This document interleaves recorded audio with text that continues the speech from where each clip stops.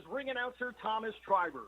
And now, ladies and gentlemen, the time has arrived for Inside Boxing Weekly. So here are your hosts, Mike Goodpaster, John Einreinhofer, and Jeremiah Pricer on the Grueling Truth Sports Network. Welcome, everybody, to a special edition of Inside Boxing Weekly on the Grueling Truth Sports Network. Inside Boxing Weekly is brought to you by the Retired Boxers Foundation. Make sure you check them out on Facebook. Alex Ramos, Jackie Richardson, they do a great job there, so make sure you check those guys out. It's a special edition because our guest is currently in a time zone that would make him on our show at 4 o'clock in the morning if we had him on. So we figured we'd go ahead and do an extra special edition with the man who you heard introduce us at the start of the show. Help me welcome to the show, ring announcer Thomas Treiber. How you doing, Thomas? Hey, Mike, I'm doing terrific. Very honored, as always, to be on your program. And, yes, I'm in Manchester, England. I don't even know what time it is anymore. I've stopped looking at my watch. Yeah, that could get confusing. And I know enough people around here, like Steve Risley, who you've been on the noon show with us before. He gets confused by everything, and he still hadn't figured out the 3-hour time difference in the last 2 years, so living in L.A., so he'd really be screwed over there. First off, life of on course, the road. He doesn't even know I'm talking to you today, so I'm going to be in trouble. Have you talked to a Kardashian lately? I have not. I'm sorry to disappoint everyone. Right. Well, you just didn't disappoint me. It's been a long time. That's just Steve's life is around reality TV. All right, so Tyson Fury, Deontay Wilder. We're going to talk about that a little bit today. Then we're going to look at the Warrington Frampton card coming up in Manchester this weekend on Saturday evening, Saturday afternoon for the people in the United States. And when I saw Fury Wilder, the thing that stood out to me is this. If they would have fought this, if it would have been Fury when he fought Klitschko, I probably would have picked Fury to win the fight. The thing that impressed me is, it has been well documented, everything he went through, but for him to be able to take 2 years off, and not just take 2 years off, but go through everything he basically put himself through, I find it absolutely amazing that he came out and gave the performance he gave. He actually looked like he might have been better than he was a couple years ago. Yeah, it was nothing less than sensational to see how he transformed his physique and how he was able to condition himself to go 12 rounds with Deontay Wilder. So I'm really, I was always a big fan of Tyson Fury, and I'm even a more bigger fan than ever. And I think a lot of people who doubted Tyson Fury's abilities, I think a lot of those people are being silenced and realizing that this guy is for real. Well, and the thing that sticks out to me is this. I don't know if there'll be a rematch or not, but what I saw in that fight is this. I think Tyson Fury can actually be 10 pounds lighter and be better the next time they fight. I think Deontay Wilder, 33 years old, is a one-trick pony. I think that's what you get, and I would really favor Tyson Fury big time in a rematch. I would too. I definitely would. I think Tyson Fury is just going to continue to get better and better as his conditioning improves. I just hosted the public workout for this Saturday show in Manchester at Manchester Arena. Saw him very briefly there, but he's still looking very lean. I think he's, not falling off the training regimen and the clean diet. And 2019 is going to be a very, very interesting year in the heavyweight division. And I would not be shocked at all if it ends with Tyson Fury having all of the titles in 2019. Now, what do you think the chances are that Tyson Fury fights Anthony Joshua next? Or do you think the Wilder-Fury rematch is pretty much a done deal? Well, that's the million-dollar question. I do know from what I've read on the internet, just like everyone else, is that it sounds like Matchroom Sport, Eddie Hearn, the promoter of Ed Joshua, they really want Wilder for a show April 23rd at Wembley in London, which would be, a huge, huge crowd and a lot of money involved. So if they could come to terms, I wouldn't doubt that at all. I can almost foresee a scenario where the winner of that fight fights Tyson Fury. So, I just for some reason my gut just doesn't say Joshua fights Fury in his next fight, and I also wouldn't rule out the possibility of a rematch. Where it lands, that's a big question. I'm thinking more around the lines of Las Vegas, but man, it's going to be interesting to see how this all plays out now after Fury's great performance in the United States. Yeah, and the thing about Fury to me is I think he's the best thing to happen to boxing because I watched the fight. I wasn't impressed with the skill of either guy. I grew up with Muhammad Ali, Joe Frazier, Larry Holmes. It takes a lot to impress me. The thing that impresses me about Tyson Fury, defensively, the way he dodges punches, leans back from him, doesn't get hit, reminds you of Ali a little bit. That's sacrilegious to say it. I apologize to Muhammad Ali. But the other thing about him is this. The way he carried himself during the fight, after the fight, before the fight, made me really a huge fan of this guy. He's the kind of person you need in boxing because when I look at Wilder, I don't think Wilder's a bad guy. I just think he tries to play that role so people will at some point pay attention to him. I think Anthony Joshua is a guy that's kind of robotic. He's doing what he's told. With Tyson Fury, I think, and you know him, you did his pro debut. When I see Tyson Fury, I see a guy who what you see on TV is what you get in person. Absolutely. You nailed it on the head, Mike. He is who he is, and, my hat's off to him for not holding back on the fact that he suffered from mental illness and got involved with drugs, and his life turned into a really bad direction.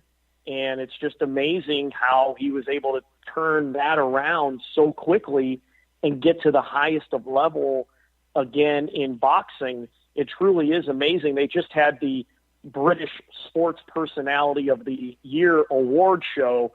Just watched it the other night at my hotel. I've actually been in England since last week, Thursday, because I just did the BT Sport ESPN Plus show in Brentwood, England this past Saturday. We're actually, not to change course here, but Daniel Dubois was supposed to be our main event on that show. Another fine up-and-coming heavyweight, 6'5", 240-pound guy who fights for Frank Warren, but unfortunately he got the flu and had to pass on fighting this past weekend. But everybody, from what I saw on television here in my hotel room, everybody was really feeling like Tyson Fury was so deserved of that award, because he was such an inspiration to so many people. And I really love the way he wants to help people and send a positive message based on his experience. And hopefully he can continue to do that. Yeah, and the impressive thing was the way he handled himself after that decision, though. Because I'd have been going nuts. I'd have been like, hey, I won that fight.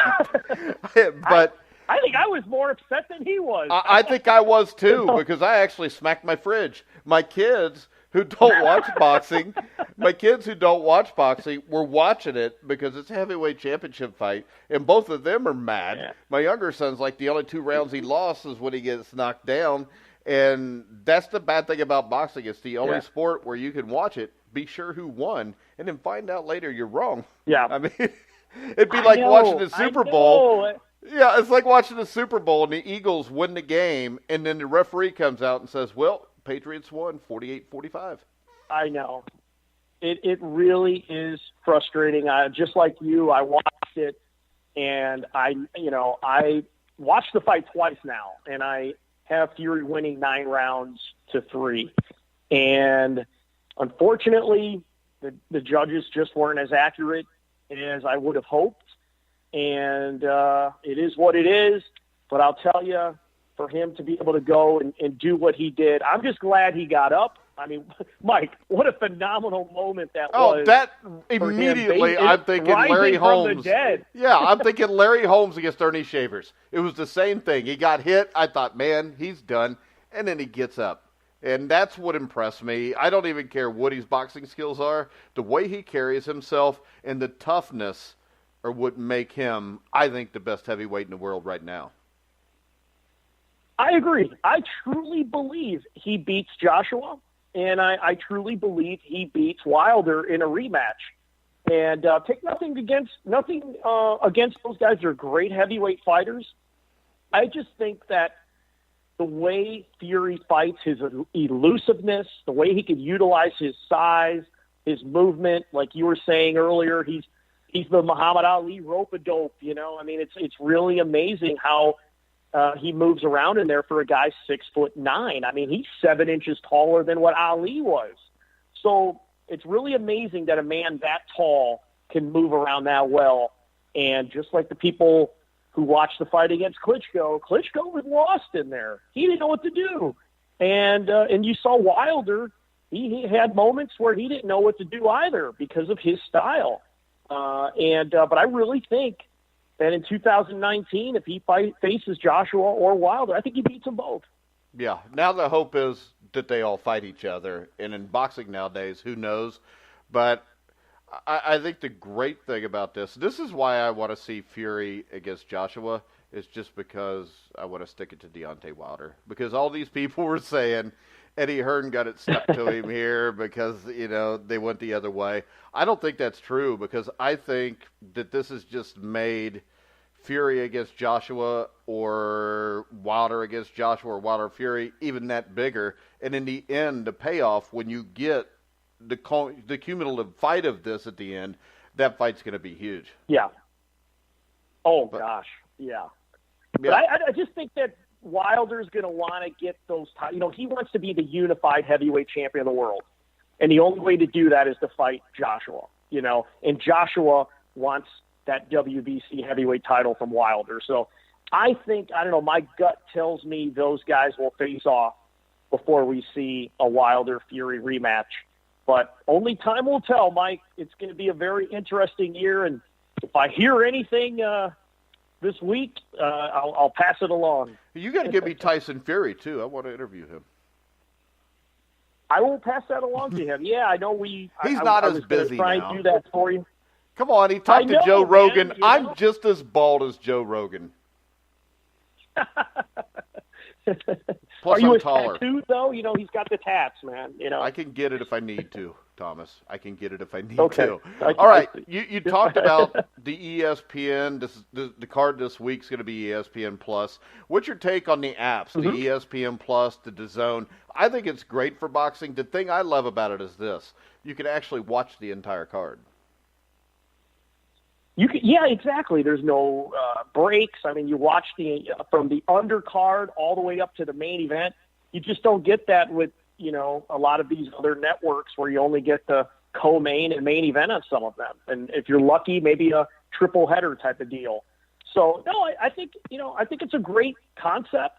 I love the idea that, you know, you could watch a fight anywhere. You could, if your wife is in the grocery store shopping and you want to wait in the car for her, you could watch the fights on your phone, and or go watch it on your television at home. So for a boxing fan, I don't think there's anything better than that, because you never want to miss a fight. And if you could just sneak away sometimes for a few minutes, to watch it, that's pretty cool. See, you haven't been married for 20-some years, correct, Thomas? No, I'm actually getting married next month. So. Okay, so see, you're young to this. You don't know. It'll be like that for a while. But once you get 10, 15 years, she'll be fine with you staying home and watching the fights just so she can get away from you for a while. I see, yeah. And then you'll want to get away from her. And there's no. Hey, the great thing you got is this. Most of the fights, or at least half of them, you have to be there because you're working. So... That's true. All right, pretty good excuse. Yeah, let's look at the Manchester card this weekend. We'll start off with Tommy Fury. What do you know about Tommy as Tyson's little brother? Yeah. He's a light heavyweight, so I guess he is his little brother. Mm-hmm. Yeah, Tommy Fury's only 19 years old. He only had 12 amateur fights. So there's not a lot of knowledge about this guy. I was kind of talking with a few of Frank Warren's staff members, and, you know, a lot of people, you know, just aren't quite sure, but he is working with Ricky Hatton, which is a big plus to have him as a trainer. And from what I saw today at the public workout, this was my first time seeing him in person and seeing him hit the pads and do some shadow boxing. I mean, a very athletic, muscular physique. I mean, if you want to get a model as a boxer, I mean, this guy definitely has the body and the look of an athlete. But we shall see. I mean, it's just his pro debut tomorrow. He's fighting a fighter from Latvia who has a very lopsided record, but it's an opportunity for Tommy Fury to step through the ropes and begin his career as a professional, and maybe we'll have another Fury in the world title area again. That would be amazing. So personality-wise, is he comparable to his brother, or is that a complete difference too? You know what? I did. I interviewed him in the ring. I even chatted with him very briefly outside the ring today, and a very nice guy. I mean, and Tyson's always been very nice to me. Their whole family has always been very kind to me. And so, yeah, very, very cordial, very nice young man, only 19 years old, like I said. So a big opportunity to fight on this incredible card at Manchester Arena on Saturday. So yeah, this is a great card. When I did Tyson, it reminds me of when I did Tyson Fury's pro debut, which was on the undercard of Carl Froch versus Jean Pascal in December of 2008. And, what a platform to make your pro debut on that card. So Tommy Fury now getting the same opportunity as Tyson did to make his pro debut in a very high-profile place. All right, then we've got a heavyweight that I think in a couple years could be in this mix with Wilder, Joshua, whoever when the dust settles. I think Nathan Gorman has a shot to be standing there waiting. He fights this week against the veteran Razvan Kajanu, who got knocked out by Luis Ortiz a few months back. What's your take on Gorman? I'll tell you what, I become a bigger and bigger fan of Gorman every time I see him. He's getting more and more conditioned. He's also trained by Ricky Hatton, and I really love the way, you can really see in his style, he's really attacking the body like Ricky Hatton did. It's kind of interesting to see how a trainer's style of fighting can be translated into his fighter, and you're definitely seeing that with Nathan Gorman. I mean, he's a big guy, Mike. I mean, he's 6'3". He's got to be in that 250, 260 range. I really like Nathan. He's another young guy. I think he's only 21. So, yeah, and there's been rumors that he could be fighting Daniel Dubois. Do you think there's any validity to that this quick in their careers? There is. I do know that is something that Frank Warren would like to do for the fans at some point. Maybe we'll see that in 2019. Maybe not, but I do know that is on Frank Warren's radar because that's what the fans want to see, because on our BT Sports series, which fans now can also see on ESPN Plus in the United States and Canada, they've followed Gorman and Dubois' careers since their very early fights. I mean, all their fights have been on BT Sports. So the fans have been comparing the two because they're both very young. They're both very big.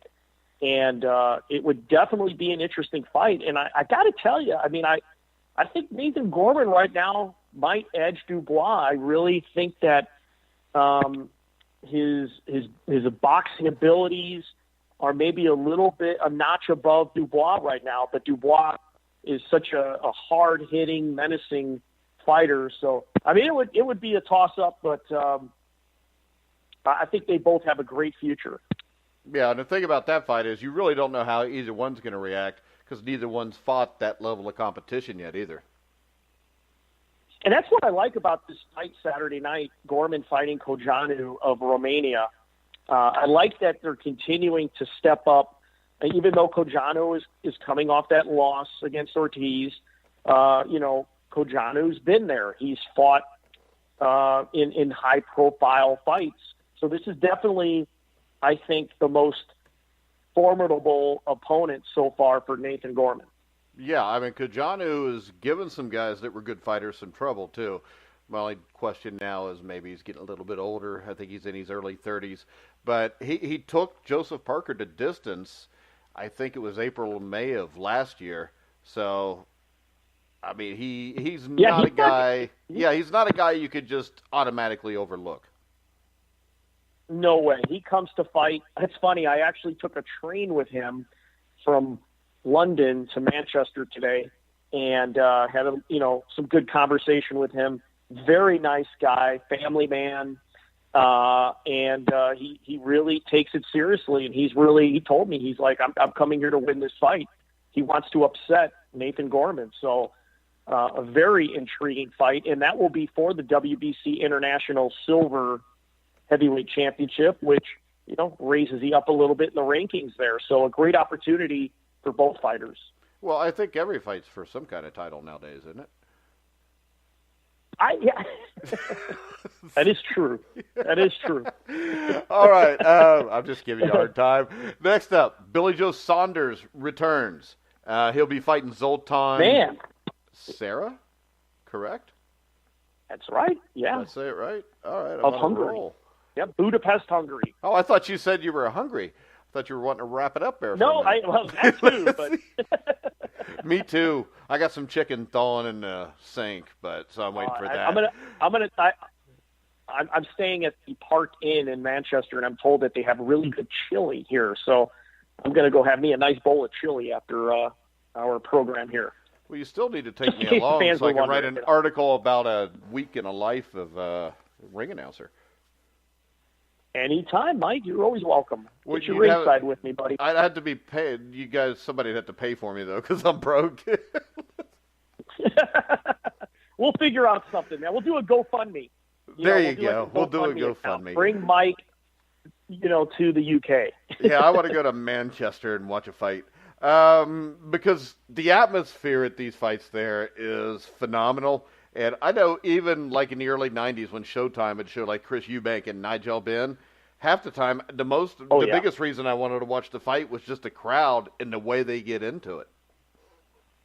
Oh, it's Mike, I can't tell you what an honor, first of all, it is for an American to work in the UK as often as I do. I mean, this is my 15th show with Frank Warren's company in just a little over a year. And, I can't say enough kind words. They really treat me like $1 million. And the fans, the hair on my arms just stand up. Their enthusiasm, genuine excitement for the boxers here. It's really, really touching.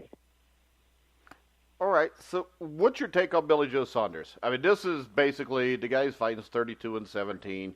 Nobody that really stands out that he's fought. This is kind of a keep busy fight or get you back into it since he's been out of the ring for a little bit. Yeah. What's your take on Saunders? What was his mood today? Yeah, I interviewed him in the ring, and he said exactly that. He kind of knows that, this isn't a top opponent, but he's not going to overlook him either. And, the year didn't go the way that Billy Joe Saunders wanted it to go. I don't know all the details, but he didn't, fight like he wanted to fight this year. And he's really hoping that, he said tonight, that 2019 is going to be a different year for him. And hopefully it will. I mean, he's 26-0, 12 KOs. He's the current WBO middleweight world champion. So, he had that very impressive performance against David Lemieux. I think right there that really showed people that Billy Joe Saunders is a world-class, top-level fighter. So we shall see. I'm excited that he's been added to the card. I didn't know he was going to fight on this card until, maybe just a few weeks ago. So excited to see him on this card. The fans are going to get their money's worth. And if you're watching on ESPN Plus or BT Sport Box Office, you're definitely going to get your money's worth. All right. Next up, we got what I think is a extremely interesting fight. Martin Muri and a guy whose last name I'm probably going to screw up. But Hassan, finish it for me. Ndam. Okay, that's what I was going to say. But I thought, hey, I can't say that word on air. but then you said it, so it's all right. Ndam is a guy who's coming off back-to-back fights for Rayada Murata. He won one of the fights in a split decision, got retired in the other one, beat Curtis Stevens, lost a unanimous decision to Peter Quillen. He's been in against some really good fighters, and he's beat some really good fighters. So I think a lot of people have questions on how much Martin Murray has left. I think this is a fight that can give us some answers there. It's the co-main event on this card, and I agree. This is definitely a crossroads fight, if you will, for Martin Murray. Hassan Ndam, a former WBA and WBO middleweight world champion, 36-3, certainly still a very solid record. This is going to be a real test for Martin Murray, who in his own right still has a very solid record at 37-4 and one draw. And I'm very curious to see how Martin's going to do against Hassan Ndam. And I saw Ndam today at the public workout as well as Murray, and they both look very fit and very focused, both of them.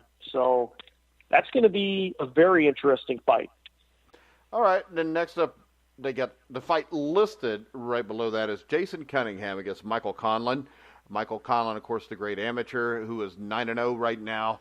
Cunningham is a guy that I think is a step up a little bit competition-wise. He lost to Jordan Gill by unanimous decision, was stopped by Reese Bellotti in 2017. What's your take on Michael Conlan and the future for him?